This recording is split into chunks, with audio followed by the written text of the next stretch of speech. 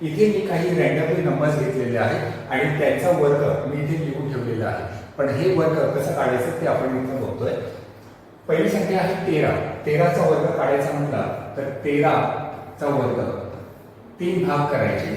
पहिल्या भागामध्ये पहिली जी संख्या आहे 1 याचा वर्ग 1 चा वर्ग 1 आणि ही जी संख्या आहे 3 याचा वर्ग 3 त्रिक 9. त्यानंतर सेकंड पार्ट आहे ह्या तिन्ही संख्यांचा गुणाकार करायचा. तीन संख्या कुठल्या? 1 3 आणि 2. 1 गुणिले 3 3 गुणिले 2 6. हे झालं आपलं 169. 13चा वर्ग.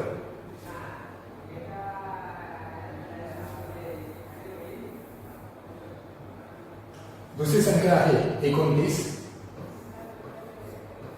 याचा आपण वर्ग काढतोय. 2 याचा वर्ग 4.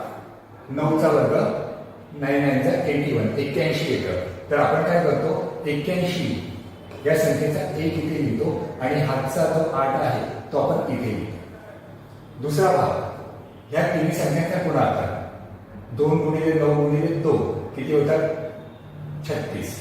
तर 36 चे 6 मी इथे लिहिणार आणि ही जी 3 आहे ते इथे हातचा म्हणून वरती लिहितो.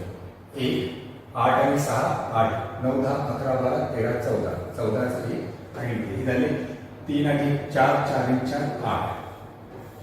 841 841 29चा वर्ग आहे.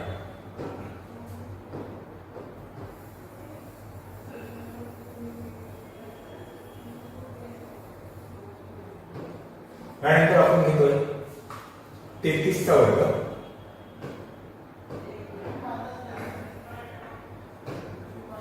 33 33 square. 33 square again same pattern. 3 चा वर्ग 9 3 चा वर्ग 9 आणि या तिघांचा गुणाकार 3 गुणिले 3 9 9 गुणिले 2 18. तर 18 जे आहे 18 चे 8 मी लिहिणार आणि हातचा एक किती घेतला. हे झाले 9 8 आणि 10.